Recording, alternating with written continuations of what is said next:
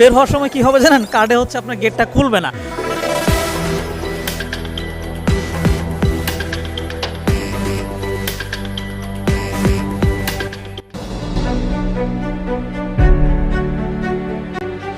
তো সবাইকে স্বাগত জানাচ্ছি। বাংলাদেশে মেট্রো রেল চালু হয়ে গেছে, অনেক দিন হয়ে গেল। তো বাংলাদেশে মেট্রো রেল ওঠার আগে আমি কলকাতায় মেট্রো রেল উঠে চলে আসছি। তো বাংলাদেশে মেট্রো রেলটা হচ্ছে মানে উঠা হচ্ছিল না। আমার ইচ্ছা ছিল যখন ঢাকা ইউনিভার্সিটি স্টেশনটা চালু হবে আমি তারপরে মেট্রোতে উঠবো এবং উত্তরা থেকে উঠে আমি ঢাকা ইউনিভার্সিটি যাব। তো আজকে সেই দিন, আজকে একই সাথে হচ্ছে বিজয় দিবস এবং এই বিজয়ের দিনে আমি চাচ্ছি উত্তরা থেকে শুরু করে আমি মেট্রো রেলে করে আমার ইউনিভার্সিটিতে যাব।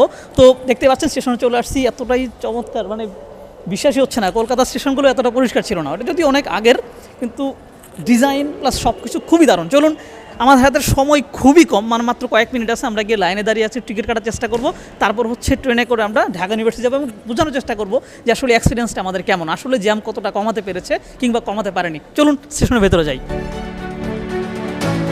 মেট্রো রেলের ভাড়ার তালিকা দেখে অনেকেই বলেছিল যে এত টাকা দিয়ে মানুষ মেট্রোতে চড়বে, কিন্তু স্টেশনে ঢুকে জাস্ট অবাক। আজকে সরকারি ছুটির দিন, উত্তরা থেকে এত মানুষ শুধু ঘুরতেই বের হয়েছে। অফিস ডেতে কিন্তু ভিড়টা আরও বেশি থাকে। উত্তরা থেকে লাস্ট ট্রেনটা ছিল হচ্ছে 11:30-এ, আর আমরা 11:28-এ হচ্ছে টিকিট পাই এবং কোনো মতে প্ল্যাটফর্মে ঢুকেই দেখি ট্রেন ঢুকে গেছে।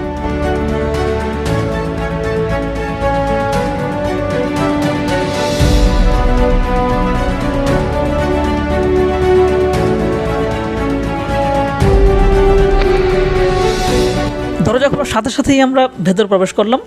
অসাধারণ, জাস্ট অসাধারণ, একেবারে ঝকঝকে তকতকে। আর এই ঢাকা মেট্রো রেল সাথে সাথে কিন্তু চলতে শুরু করলো।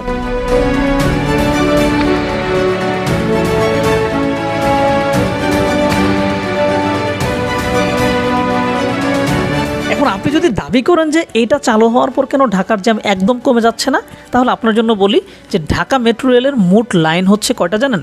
6টা। এখন আমরা একটা লাইনের উপরে আছি, মানে এটা উত্তরা থেকে মতিঝিল পর্যন্ত সার্ভ করে। বাকি আরও 5টা লাইনের মাধ্যমে পুরো ঢাকার অংশই কিন্তু মেট্রো রেলের আওতায় চলে আসবে। তখন যে কোনো জায়গা থেকে মেট্রোতে উঠা যাবে আর তখন জ্যাম আসলেই কমে যাবে। তবে এখন এই লাইনের মাধ্যমে কিন্তু মিরপুর থেকে ফার্মগেট, কারওয়ান বাজার হয়ে মতিঝিল, এই রোডের যে জঘন্য একটা জ্যাম ছিল সেইটা যথেষ্ট কমে গেছে।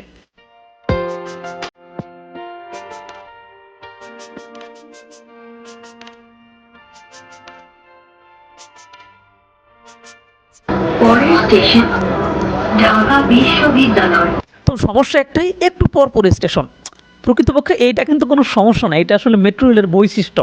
মেট্রো রেলের বৈশিষ্ট্য এরকম যে প্রত্যেকটা জায়গায় হচ্ছে স্টেশনের মাধ্যমে কাভার করবে। তবে যেহেতু ট্রেনটা অনেক সুন্দর, তো ভাবছিলাম অনেকক্ষণ একটু গতি নিয়ে চলবো, তাহলে একটু বেশি ভালো লাগতো।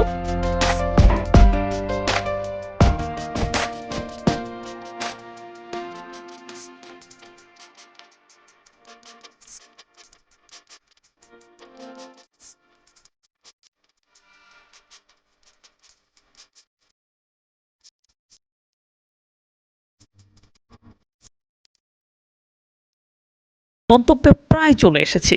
এইটা ঢাকা বিশ্ববিদ্যালয় স্টেশন এবং মেট্রো রেলের প্রকল্প শুরুর সময় এই লাইনে যাতে মেট্রো রেল না হয় সেজন্য যথেষ্ট আন্দোলন হয়েছে, লেখালেখি হয়েছে। আর এখন এখানে স্টেশন, এখানে আজকে আমি নামছি।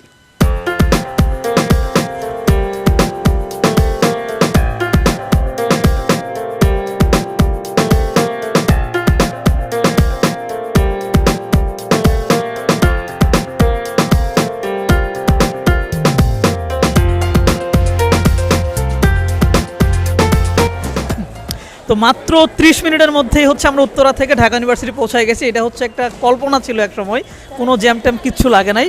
তো এই যে এখানে দেখেন আমার পিছনে যারা হচ্ছে এখানে বেরিয়ে আসতেছে, এখানে একটা মজার ঘটনা আছে।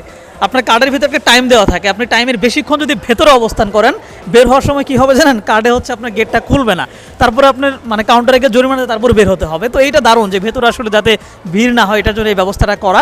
সবচেয়ে মজার ব্যাপার হচ্ছে এতটাই পরিষ্কার পরিচ্ছন্ন এবং দেখে নিজের দেশ মনে হচ্ছে না, দিন দিন আসলে দেশ এগিয়ে যাচ্ছে সেটাই বোঝা যাচ্ছে।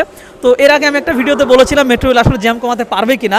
অফকোর্স জ্যাম কমাতে পারবে, কারণ তখন আমি বলেছিলাম যে সবগুলো লাইন যখন চালু হয়ে যাবে, সবগুলো স্টেশন যখন খুলে দেওয়া হবে, তখন অবশ্যই জ্যাম কমে যাবে এবং ইতিমধ্যে কিন্তু সেটা হচ্ছে। মিরপুর থেকে মানুষ এখন আর মতিঝিলে মানে খুব অল্প সময়ে চলে আসে। তবে যখন এমআরটির যে 6টা লাইনে যখন খুলে যাবে তখন ঢাকা শহরে দেখবেন হচ্ছে কোনো জ্যামই নাই, সত্যি কথা। কারণ উত্তরা থেকে আসতে সময় লাগছে না। এরপরের লাইনটা যদি নতুন বাজার থেকে শুরু করে হচ্ছে হেমায়তপুর পর্যন্ত দিয়ে দেওয়া হয়, দ্যাট মিনস ওই লাইনের মানুষ আর কোনো জ্যামে থাকবে না। হ্যাঁ, চলে আসছি, এবার আমরা ঢাকা ইউনিভার্সিটি টিএসসিতে নামতেছি। তো এক্সপিরিয়েন্স ছিল এক কথায় অসাধারণ। তো আমার সাথে ফারহানা ছিল। কেমন লাগছে তোমার প্রথম? ভালো লাগছে। মানে সত্যি কথা বলতে আমাদের একটা স্বপ্ন ছিল যখন আমরা ক্যাম্পাস ছেড়ে মানে অনেক একটু দূরে থাকা শুরু করছি, তো অতি দ্রুত কেমনে ক্যাম্পাসে আসা যায়, তো সেই সমস্যাটা হচ্ছে মানে ঘুরছিল না। তো মেট্রো রেল চালু হওয়ার পরে এখন আমরা ইজিলি কিন্তু চলে আসতে পারতেছি। তো আপনাদের এই যে আমি সেই চিরচেনা টিএসসি যেখানে প্রচুর আসছি, কিন্তু আজকের জিনিসটা একটু ভিন্ন, মানে ব্যাপারটা একটু অন্যরকম। তো এক্সপিরিয়েন্স খুবই দারুণ ছিল। আমি প্রত্যাশায় আছি সারা ঢাকা কখন এই মেট্রো রেলের মাধ্যমে যোগাযোগ স্থাপন হয়। তো সে পর্যন্ত ভালো থাকবেন, পরবর্তী ভিডিওতে নিশ্চয়ই দেখা হবে।